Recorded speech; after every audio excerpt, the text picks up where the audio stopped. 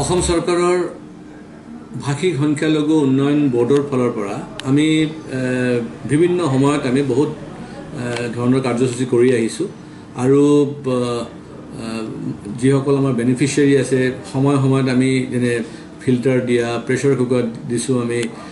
যোৱা বছৰ আমি বহুত গোটেই অসমত আমি ই ৰিক্সা দিলোঁ এই বছৰো আমি আকৌ ই ৰিক্সা দিয়াৰ প্ৰক্ৰিয়া আৰম্ভ হৈছে আৰু গোটেই অসমত য'ত য'ত ভাষিক সংখ্যালঘু মেজৰিটি অঞ্চলবিলাকত আছে তাতে আমি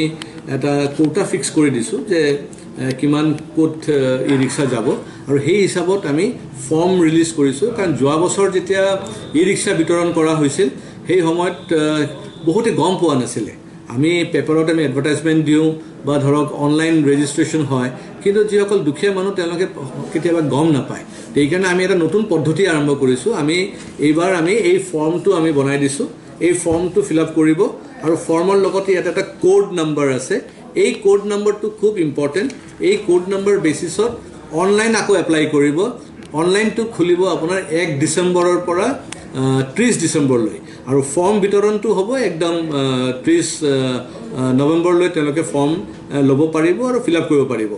অনলাইন ৰেজিষ্ট্ৰেশ্যন যেতিয়া কৰিব এটা কথা মনত ৰাখিব লাগিব যে ইয়াতে কোড নম্বৰ যিটো দিয়া আছে এপ্লিকেশ্যন যিটো কোড নম্বৰ এই কোড নম্বৰটো অন্তৰ্ভুক্ত কৰিলে তেতিয়াহ'লে তেওঁৰ ৰেজিষ্ট্ৰেশ্যনটো কমপ্লিট হ'ব এই ফৰ্মৰ মাধ্যমত আমি দুটা বস্তু দি আছোঁ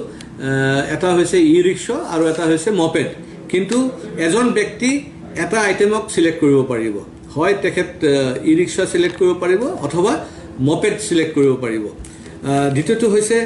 এই ফৰ্মটো টোটেলি বিনামূলীয়া কোনো পইচা দিব নালাগে যেতিয়া অনলাইন ৰেজিষ্ট্ৰেশ্যনো কৰিব তেতিয়াও কোনো পইচা দিব নালাগে আৰু আমি যেটো ই ৰিক্সা সিলেক্টেড বেনিফিচিয়াৰীসকলক দিম হেতু টোটেলি বিনা পইচাত হ'ব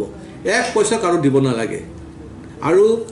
কোনো ধৰণৰ ইনকাম সাৰ্টিফিকেট বনাব নালাগে কোনো ধৰণৰ ডকুমেন্টস নালাগে এক্সেপ্ট ফৰ্ম ফিল আপ কৰি আধাৰ কাৰ্ডৰ জেৰক্সটো দিব অনলাইন যেতিয়া কৰিব হেতু আপলোড কৰি দিব আৰু যেতিয়া সিলেক্টেড হৈ যাব এজন ব্যক্তি যেতিয়া সিলেক্টেড হৈ যাব ই ৰিক্সা পাবৰ কাৰণে বা মপেড পাবৰ কাৰণে তেতিয়া তেখেত তেওঁৰ ইনকাম সাৰ্টিফিকেট প্ৰডিউস কৰিব লাগিব তেখেতৰ ডিটেইল যেটো অৰিজিনাল ডকুমেন্টস হেতু কৰিব লাগিব এই ডকুমেন্টস বিলাক যদি ঠিক থাকে তেখেত পাই যাব তেতিয়া যদি ডকুমেন্টছত কিবা গণ্ডগোল থাকে তেতিয়াহ'লে নেক্সট সিলেক্টেড পাৰসন তেও পাই যাব এই কাৰণে মই ভাবো এটা ভাল স্কিম এটা আহিছে আৰু সকলো ৰাইজক জনোৱাৰ কাৰণে আমি এইখিনি ফৰ্ম বনাইছো আৰু ডিস্ট্ৰিবিউচনৰ কাম ইতিমধ্যে আৰম্ভ হৈছে আমি গোটেই অসমত আমি ডিস্ট্ৰিবিউট কৰি আছো যিসকল ইন্টাৰেষ্টেড 25 বছৰৰ পৰা 50 বছৰৰ ভিতৰত যিসকল ইন্টাৰেষ্টেড যিসকলে নিজে হয়তো মপেড চলায় বা নিজে হয়তো ই ৰিক্সা চলায় তেওঁলোকে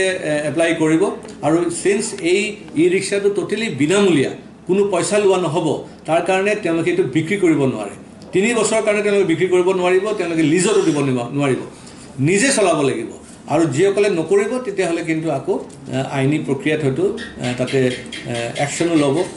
হেতু দিয়া আছে এইকাৰণে মনত ৰাখিব যেতিয়া এপ্লিকেশ্যন ফৰ্মটো পাব তাৰ পিছফালে ইয়াতে গোটেই গাইডলাইনটো দিয়া আছে ভালকে গাইডলাইনটো পঢ়ি পেলাই যদি এপ্লাই কৰে মোৰ এটা ধাৰণা ফৰ্ম তেতিয়া ৰিজেক্ট নহয় ফৰ্মটো এভেইলেবল হৈ আছে বৰ্তমান ফৰ্ম এভেইলেবল হৈ আছে আৰু যদি আমাৰ অফিচৰ পৰা ডাইৰেক্টলি ল'ব বিচাৰে গুৱাহাটীত তাৰ পৰা ল'ব পাৰিব আমাৰ যি অফিস ষ্টাফ আছে তেওঁলোকে কন্টাক্ট কৰিব পাৰিব বা আমি বিভিন্ন ঠাইত আমি আমাৰ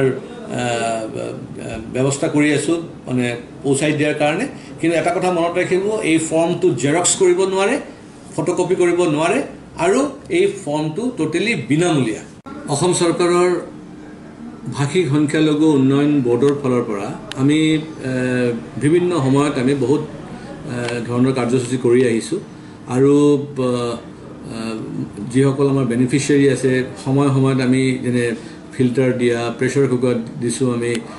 যোৱা বছৰ আমি বহুত গোটেই অসমত আমি ই ৰিক্সা দিলোঁ এই বছৰো আমি আকৌ ই ৰিক্সা দিয়াৰ প্ৰক্ৰিয়া আৰম্ভ হৈছে আৰু গোটেই অসমত য'ত য'ত ভাষিক সংখ্যালঘু মেজৰিটি অঞ্চলবিলাকত আছে তাতে আমি এটা কোটা ফিক্স কৰি দিছোঁ যে কিমান কোট ই ৰিক্সা যাব আৰু সেই হিচাপত আমি ফৰ্ম ৰিলিজ কৰিছোঁ কাৰণ যোৱা বছৰ যেতিয়া ই ৰিক্সা বিতৰণ কৰা হৈছিল সেই সময়ত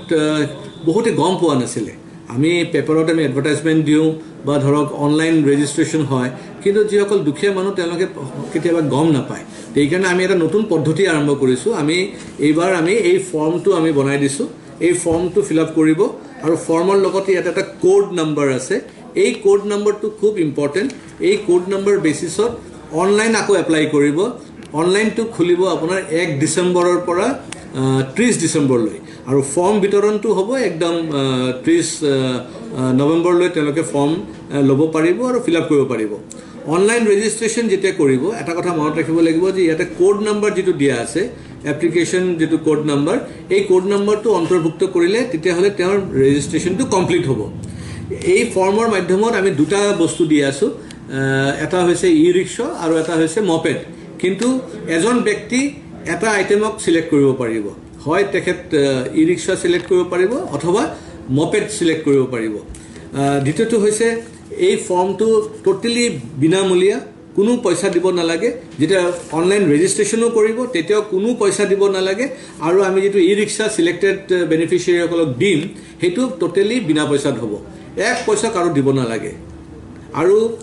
কোনো ধৰণৰ ইনকাম সাৰ্টিফিকেট বনাব নালাগে কোনো ধৰণৰ ডকুমেন্টস নালাগে এক্সেপ্ট ফৰ্ম ফিল আপ কৰি আধাৰ কাৰ্ডৰ জেৰক্সটো দিব অনলাইন যেতিয়া কৰিব হেতু আপলোড কৰি দিব আৰু যেতিয়া সিলেক্টেড হৈ যাব এজন ব্যক্তি যেতিয়া সিলেক্টেড হৈ যাব ই ৰিক্সা পাব কাৰণে বা মপেড পাব কাৰণে তেতিয়া তেখেত তেওঁৰ ইনকাম সাৰ্টিফিকেট